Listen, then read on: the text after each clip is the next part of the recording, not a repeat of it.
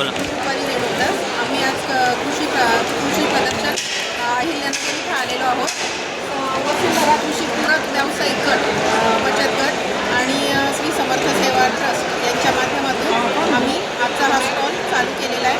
तर याच्यामध्ये आपल्याकडे ज्वारीची शेव आहे, नागलीची शेव आहे, नागलीचे बिस्किट्स आहेत, गव्हाचे बिस्किट आहे, नागलीचं डोसा पीठ आहे, नागलीच्या शेवया आहेत.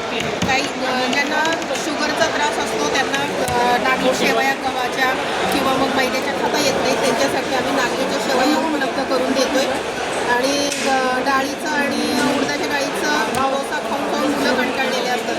मुलं डोसा नागली खात नाही, म्हणून मग आम्ही नागली टाकून त्याच्यामध्ये डोश्याचं पीठ बनवलेलं आहे. आणि हे काही आवळ्याचे प्रॉडक्ट्स आहेत. आवळा हा शरीरासाठी उपयोगी असल्यामुळे तो या ना त्या प्रकारे सगळ्यांनी खावा म्हणून आम्ही त्याची चटणी केलेली आहे, लोणचं आहे आणि आवळा कँडी आहे. आवळा सुपारी देखील आहे आपल्याकडे.